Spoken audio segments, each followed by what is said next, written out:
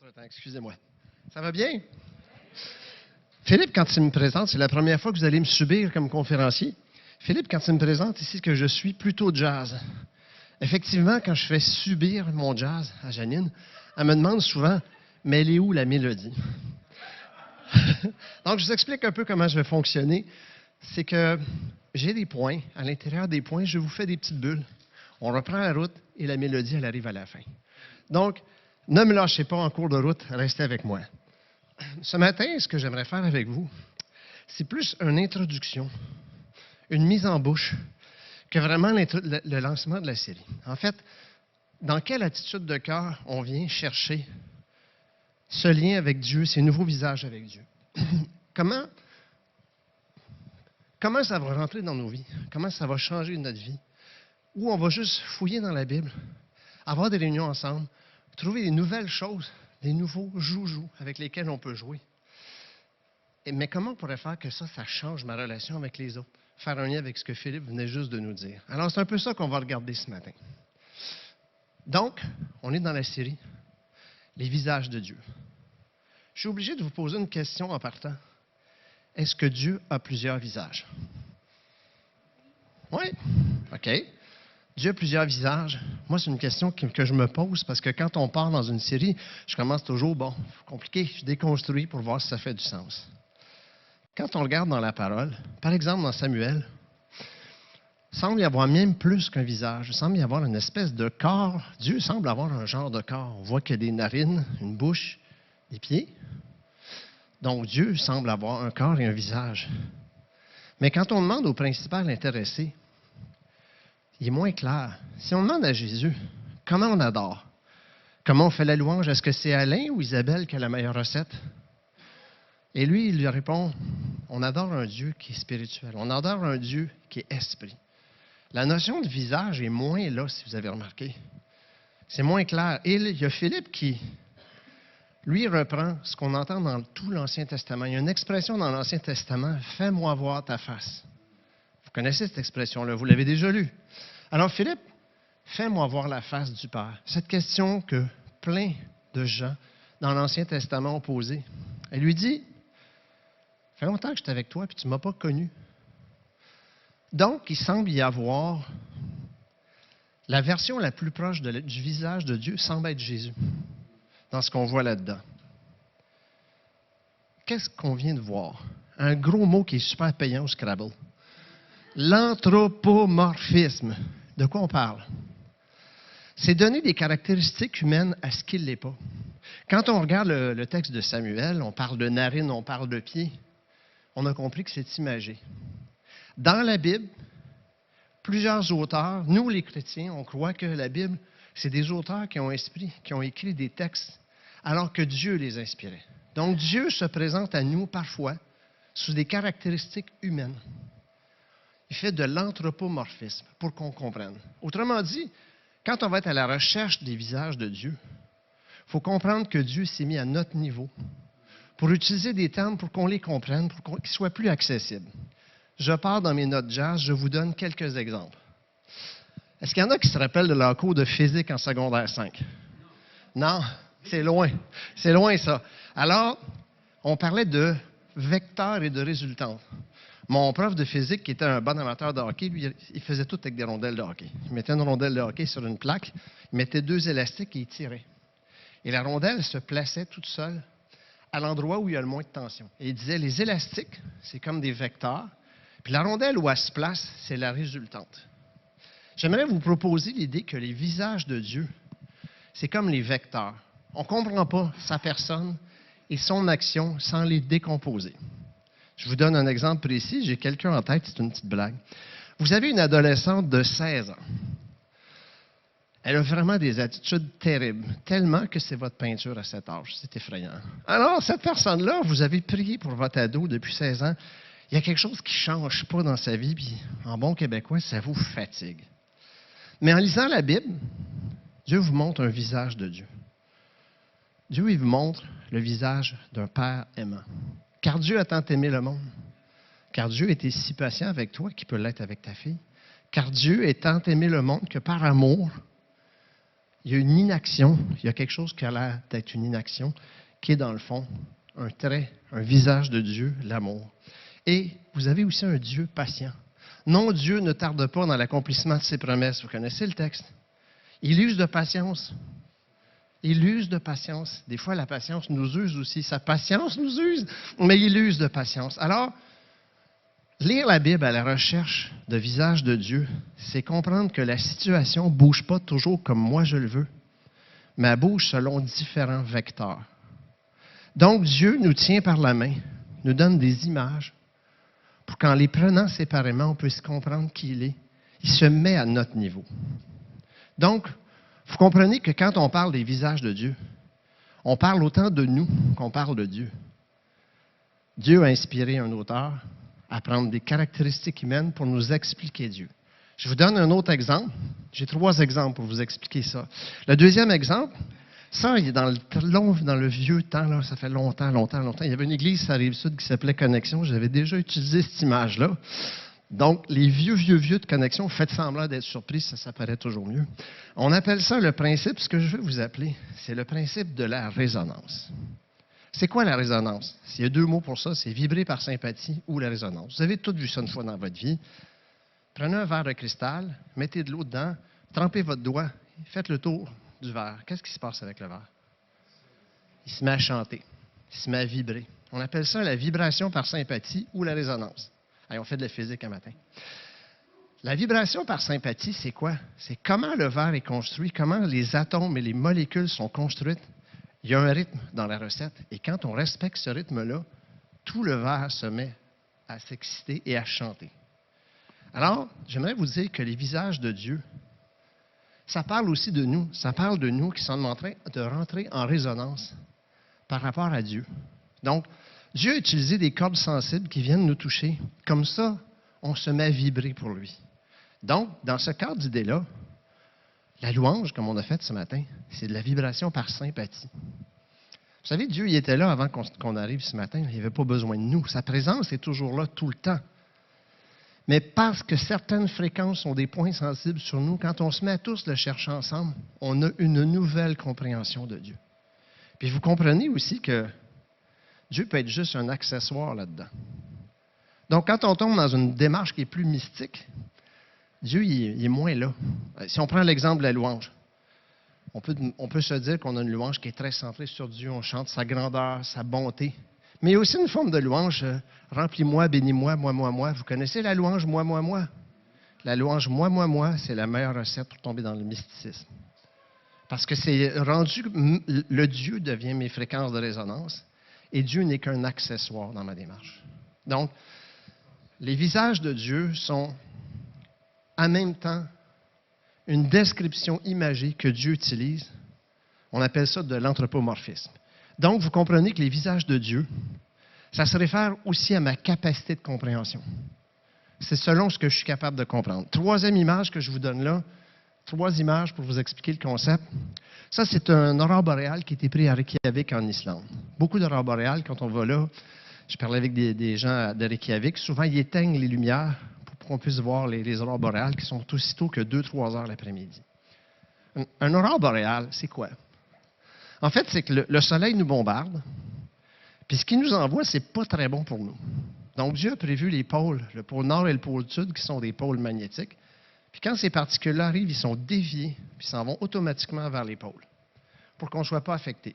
Une aurore boréale, c'est quand la protection est rendue mise en lumière, puis qu'elle crée une image. 3e image que je vais vous donner pour les visages de Dieu, c'est l'aurore boréale. Dieu est là alentour de toi. Dieu te protège.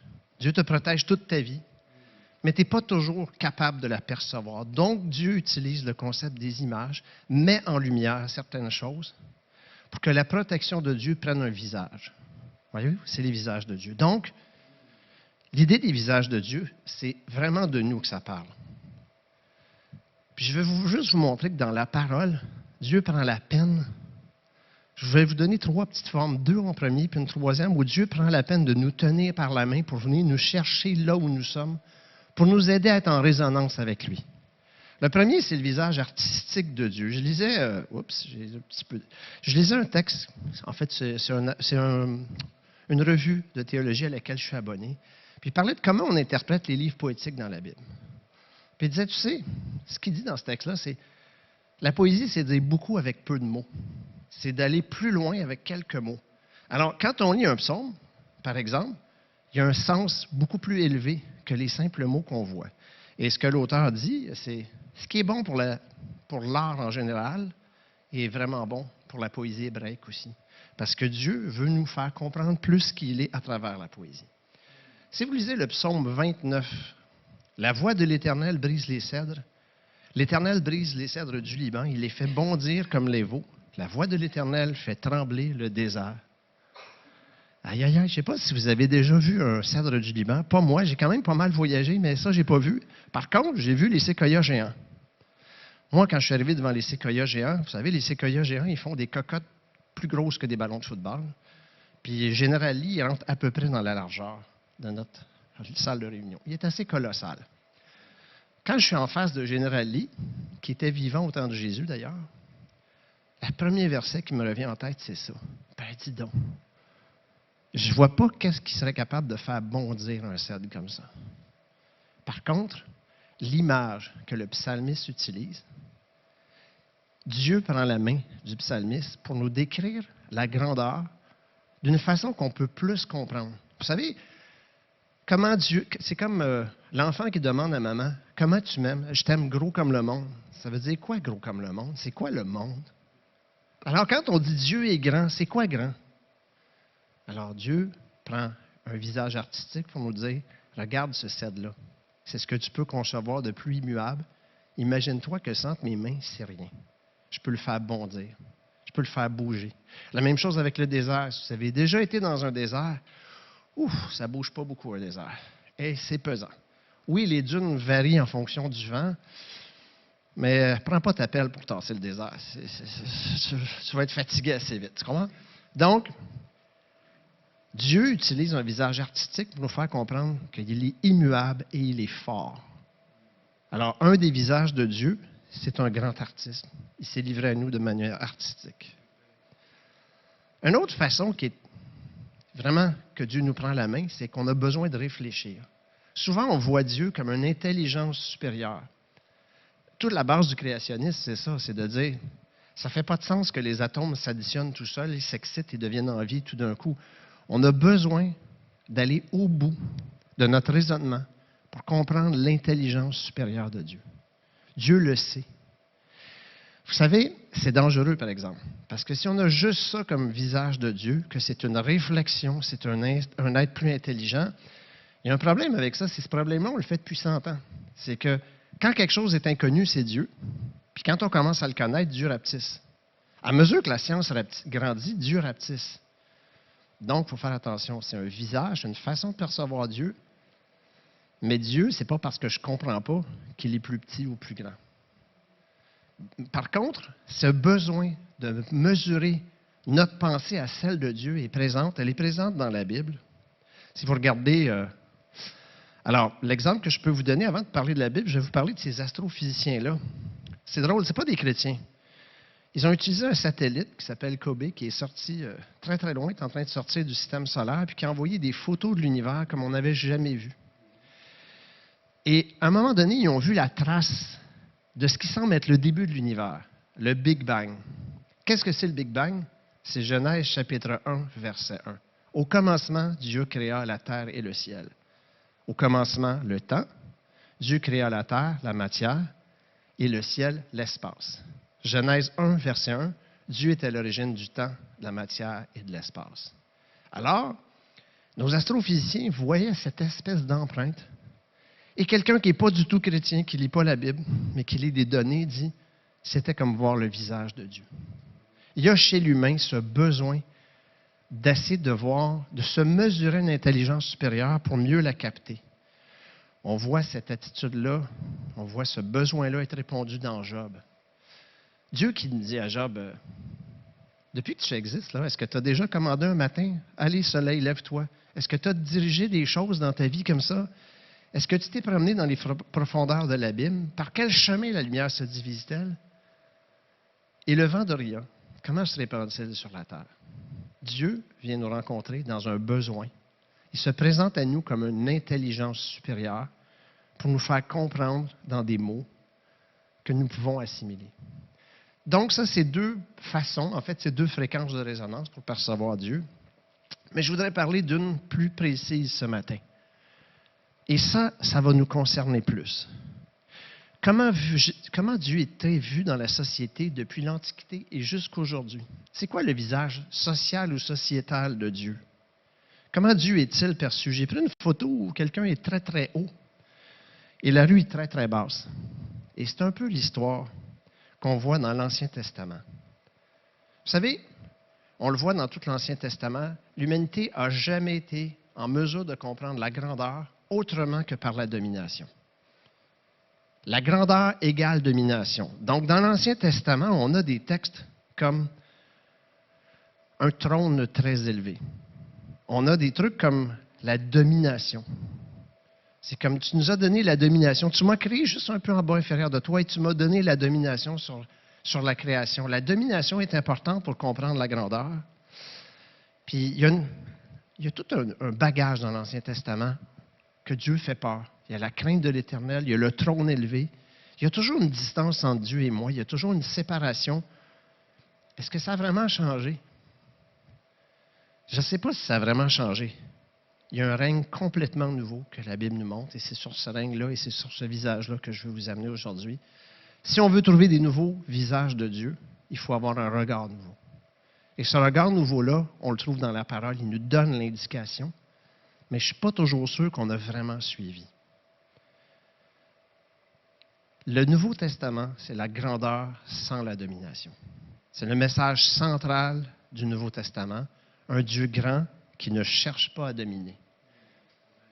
Par contre, parle de religion à un Québécois, il te ramène toujours sur les abus. Mais les abus, vous savez, en sexologie, j'ai fait un cours sur la victimologie. Comment les gens deviennent victimes d'abus, quels sont les processus, comment ça se passe. Donc, des fois, les gens ont été victimes d'abus, viennent me rencontrer et on fait du travail ensemble là-dessus. Mais il y a un concept fondamental. Autant la domination est importante pour expliquer la grandeur de Dieu, autant elle est toxique. Parce que la domination, c'est l'ingrédient numéro 1 de l'abus. Là, on parle des catholiques, c'est facile. Parlons de nos églises à nous. Qui n'a pas connu, levez pas la main, nommez pas de nom, là, gardez ça pour vous, là. Qui n'a pas connu un pasteur un peu autoritaire qui avait décidé que c'est là qu'il nous voit? Puis combien de gens qu'on a connus ne veulent plus trop s'engager dans les églises parce qu'ils ont connu cette forme d'autoritarisme-là? La domination amène l'abus. Et Jésus mit fin à la domination dans le Nouveau Testament de façon radicale. Et c'est ce visage que j'aimerais qu'on garde en mémoire ce matin. Je vais vous donner un texte. Si vous avez grandi dans l'Église catholique, vous l'avez lu, même dans nos églises, le Vendredi Saint, ou bon. C'est un lieu commun. C'est un texte que tout le monde connaît, tout le monde récite. Mais je vais vous demander de sortir des souliers de la personne qui lit le texte dans une réunion, puis de rentrer dans les souliers des disciples. Jésus ôta ses vêtements, prit un linge dont il se ceint. Ensuite, il versa de l'eau dans un bassin. Il se mit à laver les pieds des disciples et à les essuyer avec un linge dont il était ceint. Bon, on voit toute l'image. Puis vous savez, on réfléchit de façon automatique. Qu'est-ce que vous avez dit dans votre tête tout de suite à la fin de la lecture? Leçon d'humilité.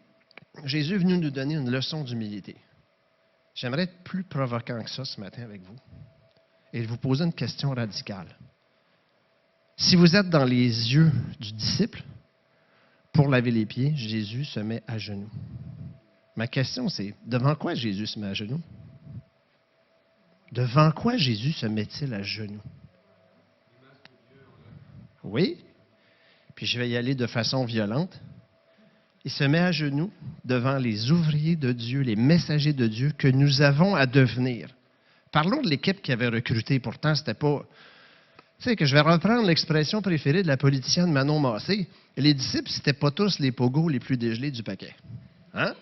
On va être honnête. Il y en avait un, il se faisait un compte de dépenses personnelles, puis il est en train de se construire un spa sur le budget de l'Église. Ça, c'est Judas. Il y en avait un autre, il sortait son fusil de chasse avant de poser des questions. Ça, c'était Simon. Il y en avait 3 autres qu'eux autres utilisaient leur famille pour tasser le monde. Nous, on veut la place sur le stage avec Jésus. Vous autres, allez-vous-en dans la salle. Ça, c'est un peu son équipe. Paraphrasé en québécois, vous avez compris. Pourtant, Jésus se met à genoux devant eux. Est-ce qu'il se met à genoux devant ces bonhommes-là? Il se met à genoux devant quelque chose qui va prendre naissance, que ça va être des messagers de Dieu qui vont toucher les gens pour Dieu. Qu'est-ce que tu es en train de dire, Pierre? Tu es en train de dire que ce serait moi qu'il faudrait qu'il soit le visage de Dieu? Tu sais, si tu connaissais ma vie, tu sais, moi non plus, je ne suis pas le pogo le plus dégelé du paquet. Là. Moi aussi, j'en ai fait des coches mal taillées. Puis c'est un peu intimidant de se dire, OK, on commence une série sur les visages de Dieu, mais tu es en train de dire que le visage de Dieu, c'est moi. Bien, je suis en train de dire que si je fouille dans la Bible, si je fais de l'adoration, si je lis des nouvelles affaires, mais que ça ne passe pas à travers mon corps, puis ça ne change pas quelque chose, c'est stérile. Ça s'en va dans la mer morte. Pour que ça passe à travers moi, il faut que ça coule. Il faut que ça coule vers les autres. Donc, en quelque part, je dois accepter que ce rôle que Jésus nous a donné, ce rôle devant lequel il s'est mis même au service en se mettant à genoux. Est-ce que c'est biblique ce que je dis là? Soyez mes imitateurs comme je le suis moi-même de Christ. C'est pourtant biblique. Paul, si on veut vraiment un changement radical, on en a un. Paul, avant et après, c'est quelqu'un qui était complètement transformé. Il dit, soyez des petits Christ comme je le suis moi-même. Que les gens en vous voient le visage de Dieu. Alors, oui, c'est important d'apprendre sur des nouveaux visages de Dieu, en autant que ça vient nourrir ma capacité à moi d'être un imitateur de Christ et d'être moi-même le visage de Dieu dans notre société.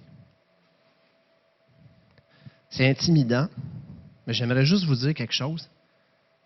Ce n'est pas nous le centre de tout ça. Ce n'est pas nous autres qui sommes devenus des anges et des gens très importants. Le focus, c'est pas ça. Le focus, c'est toi qui vas faire entrer les enfants d'Israël dans le pays. Dieu le dit à Josué, mais on pourrait le dire à David, on pourrait le dire à Simon, on pourrait le dire à Alain, on peut le dire à tout le monde. C'est toi qui vas faire entrer tes enfants dans le royaume. Le royaume qui nous est donné, il est beaucoup moins politique que spirituel. Le royaume sur lequel Dieu nous établit, le royaume dans lequel Jésus se met à genoux au service d'eux, c'est des âmes. C'est des âmes. Il ne s'agit pas de nous non plus, mais il s'agit des autres pour qui nous sommes l'Évangile. Nous sommes l'Évangile. Paul dit, on est des épîtres vivantes. Nous sommes l'Évangile, nous sommes le visage de Dieu pour les autres. Le texte d'1 Corinthiens que Nathalie nous citait. J'ai été faible avec les faibles pour gagner les faibles. Je me suis fait tout à tous afin d'en sauver de toute manière quelques-uns. Je fais tout à cause de l'Évangile. Je fais tout à cause de l'Évangile. Ça veut dire quoi concrètement? Ça veut dire quand je vais puiser une nouvelle façon de voir Dieu, je la mets dans ma vie, puis j'essaie qu'elle déborde dans la vie des autres. J'essaie d'être la personne à l'écoute des besoins de l'autre pour la diriger vers la maison. La maison, ce n'est pas juste la réunion du dimanche matin. La maison, c'est cet endroit sécure qui est un royaume spirituel auquel nous appartenons. Comment on fait ça? Comment on fait ça concrètement? Là, c'est beau, là, c'est philosophique. Basic. Là. Comme dirait Stéphane Rey, notre médecin, pratico-pratique, on fait quoi? Bien, là, vous allez me trouver jazz. Vous avez l'impression que je sors complètement. Je vais vous sortir un tableau que j'utilise en sexologie sur les grandes étapes de la vie, avec les besoins, les sensibilités des gens. Puis je vais vous amener à avoir 2 visions. Une vision d'un Paul pas transformé, puis une vision d'un Paul transformé. Ça donne quoi? Ça donne quoi quand je suis moi-même? Ça donne quoi quand Christ, je fais tout pour l'Évangile? Donc, j'y vais avec mon petit tableau. C'est plus simple, j'ai enlevé des trucs pour que ça soit facile à comprendre. On parle des étapes de la vie, on parle des zones de sensibilité qui restent avec ces étapes-là. Quand on est petit bonhomme, jusqu'à 2 ans, on est dans l'étape de la diffusion. Vous avez déjà vu ça, un petit gars tenu après les jambes de maman. Tu t'en viens, tu dis bonjour, il sort, il vient te voir, whoop, il retourne en dessous de la jupe. Vous avez déjà vu ça? Quand il est en diffusion, qu'est-ce qu'il a besoin, le petit homme? Il a besoin d'attachement et de sécurité. Mais il y a un défi à relever. Le défi, c'est la confiance ou le repli. Mais vous savez, Dans notre vie, des fois, il y a des étapes qu'on ne fait pas super bien. Fait qu'il y a des gens que ça ne s'est pas fait facile dans leur vie. Là, je ne parle pas de jouer au psychiatre, de s'étendre, puis raconte-moi mon passé, je vais te dire qui j'étais. Non, mais vous savez, il y a des gens. Cette semaine, on avait une rencontre de l'équipe de management. Puis on a une personne qui nous a dit quelque chose. On parle de vulnérabilité, cette personne-là s'est dit vulnérable, puis elle dit, vous savez, j'ai une crainte là-dedans. Tu sais, ça, là, dans la vie adulte, c'est quand ton cœur puis ta raison ne disent pas la même affaire. Tu as le goût de t'engager, mais ton cœur, il y a une crainte. Il y a quelqu'un qui nous a avoué ça cette semaine. Mon cœur est là, ma raison est là. J'ai besoin de confiance, plus de confiance. Donc, cette étape-là de sa vie a défini un peu qui il est. Après ça, il y a les enfants qui grandissent jusqu'à l'adolescence, qui ont besoin d'identité. Ils ont besoin de mentors. C'est pour ça qu'on investit dans la jeunesse. C'est pour ça qu'on investit dans un département des kids, parce qu'on a besoin de mentors. Et le problème de cette étape de la vie-là, c'est qu'on est des gens influençables. Alors, quelqu'un qui est influençable comme ça, je vous donne un exemple fictif. Moi, je me suis acheté une roulotte, je fais du camping avec mes amis. Puis là, j'ai un chum, il est vraiment cool. Comme on dit au Québec, on chill ensemble le samedi soir. Puis on a commencé à boire un petit coup, puis tu sais, on s'achète des joints parce que c'est légal, les joints, c'est pas grave. Hein? Fait qu'on commence à buzzer tranquille. Puis sais-tu quoi, moi, j'aime ça. Fait que tu sais, l'église, je vais y aller une fois de temps en temps, mais mon petit buzz du samedi soir, il est bon. Ça, c'est une personne qui est influençable, nous dirions. Ça représente une étape de sa vie qui était marquante pour elle. On a beaucoup de gens qui sont à l'étape productive de leur vie. Là, c'est des êtres productifs. Donc, ces gens-là, ils veulent de l'accomplissement et des reconnaissances. Ils veulent accomplir des choses, puis ils veulent qu'on les reconnaisse. Et on peut être à cette étape-là de la vie, mais leur défi, c'est la collaboration puis la présence. Ils peuvent être compétitifs, mais toutes les choses peuvent être en compétition dans leur tête, ce qui fait qu'ils ne sont pas présents. Ça, c'est le genre, mon Pierre, ton tableau, ça commence à faire longtemps que tu me l'expliques. Dans 4 secondes, si tu n'as pas fini, j'ouvre mon téléphone, je vais voir mes échanges sur les bitcoins, puis je vais aller voir l'actualité en Ukraine. Vite, ça te presse, sois intéressant. Donc, ces gens-là ont de la difficulté à être présents et à être collaboratifs. Puis il y a les gens qui sont rendus à mon âge, petite bédane, cheveux gris, et ces gens-là, ils sont dans la transmission et la signification. Il faut que les choses comptent. Ça compte. Qu'est-ce qui compte au bout de ça? Ces gens-là, ils aiment retransmettre, mais ils aiment aussi leur confort personnel, puis ils ont un défi, le défi de la démission. Vous savez, il y a 5 ans, j'étais à 300 km de la Chine sur un cheval dans une autre montagne. J'avais encore le goût de découvrir le monde. Mais aujourd'hui, je vais être honnête avec vous, là. Mon petit patio, je le trouve bien le fun. Tu sais, bien le fun. Tu sais, moi, être bien honnête avec vous, là, moi, depuis que je suis chrétien, j'ai peut-être donné le 3/4 d'un bungalow en dîme. Il me semble que j'ai fait ma part, non? Cette mentalité-là est en moi. Je vais vous le dire bien honnêtement. On parle de vulnérabilité, je vais vous le dire. Depuis le mois d'août, je suis pas mal à plein temps pour tout coordonner. Là. Puis, il y a une petite voix intérieure qui me dit, mais Pierre, va-t'en donc prendre ton petit verre sur ton patio, c'est pas si grave que ça. Parce que le désir de démission et d'isolement est là. Vous savez, les humains, on n'est pas des boîtes, on est un peu partout là-dedans. Vous pouvez avoir un certain âge puis être dans 4 carrés. Mais à quoi ça sert ce que je veux vous donner là? J'aimerais vous montrer la vision individualiste de notre monde. La vision individualiste de notre monde, c'est je vais chercher des nouveaux visages dans la Bible, mais ils ne transformeront pas qui je suis. Donc, si la confiance est un enjeu pour moi, c'est le fun ta nouvelle affaire du hub, mais gagne ma confiance, puis après, je m'impliquerai. Après, j'achèterai ton concept de communauté dans lequel il faut que je sois en relation avec d'autres gens. Gagne ma confiance avant. Il y a l'aplaventrisme qui est né dans la crise du COVID où fait qu'on n'est plus engagé envers rien. Puis on peut être facilement moulable là-dedans. Donc, la façon individualiste, c'est de dire moi, je me conforme à comment ça va. Il y a des lives, j'écouterai le live quand je veux. Puis la communauté, j'en ai fait pas mal de communautés dans ma vie, ça m'intéresse moins. J'ai de la difficulté à être présent. Quand je prie, il y a mon téléphone. Quand je parle à quelqu'un, attends, j'ai un autre appel. Quand je parle avec Dieu, attends-moi Dieu, j'ai un autre appel. Je ne suis pas présent. Je suis dissipé. Ça, c'est le moi de notre société qui n'a pas été transformé, qui ne cherche pas à être comme Christ. Puis il y a le petit bonhomme de mon âge qui a le goût de démissionner, servir, mais pas trop dans ce qui est facile, une fois de temps en temps. Tu sais, ma 2 chevaux, aujourd'hui, il pleut, c'est pas grave, je vais aller à l'église. S'il fait beau, j'enlève le toit, je m'en vais me promener. Vous savez, ça, c'est la tendance qu'on a. Le moi qui cherche dans la Bible des images pour lui faire plaisir, c'est ça qu'il a l'air. Le moi qui est à l'image de Paul transformé, c'est ça qu'il cherche. C'est plus lui qui cherche. C'est pas à cause de moi, c'est à cause des autres. Je fais tout pour l'Évangile. J'ai été faible avec les faibles. Je me suis comporté comme un Juif avec un Juif. Qu'est-ce qu'il dit? Si on revient à mon exemple de cette semaine dans la réunion, on a quelqu'un qui fait ma confiance est testée. OK.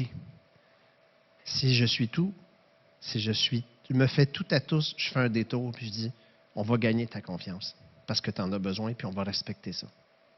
Parce que je me fais tout à tous, je fais tout pour l'Évangile. Il y a des gens qui sont vos amis, peut-être, ou vous-même, un petit peu baissés dans votre zèle. Je vais devenir l'exemple à suivre. Je vais devenir le mentor. Je vais moi-même faire quelque chose. Je vais aller moi-même puiser dans le jeûne de Daniel, avoir une nouvelle révélation cet automne pour devenir l'exemple pour un autre. Tu es à l'étape où tu as besoin de reconnaissance. Je suis avec toi. Comment je peux t'aider à réussir? Vous savez, dans cette vieille église qui s'appelait Connexion, on avait une phrase qu'on aimait dire. Il y a 2 genres d'églises. Les gens qui se sacrifient pour que l'église marche ou l'église qui aide les gens à réussir. Une communauté, c'est ça, les amis. C'est comment je peux faire pour que ta vie aille mieux? Comment je peux investir dans ta vie? Comment je peux reconnaître ce que tu fais de bien?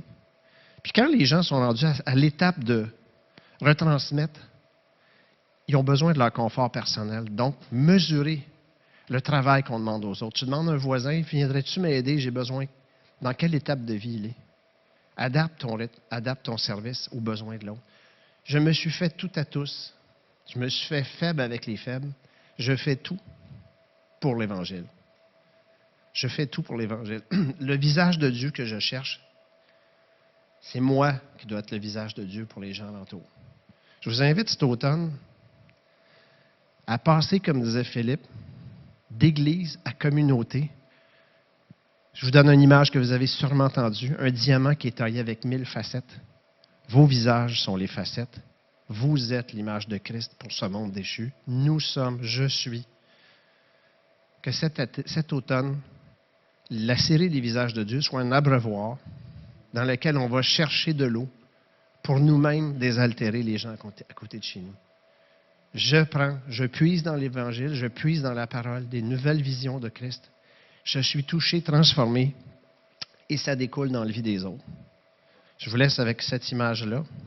Je vous laisse avec cette image-là. Je reviens, là, vous savez, je reviens avec mon concept jazz. La mélodie est à la fin. Donc, je reviens avec mon image d'aurore boréale à Reykjavik.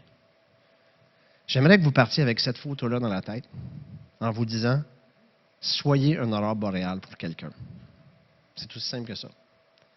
Mettez en quelque part de la lumière dans la vie des gens, de telle sorte que l'empreinte de Dieu sorte.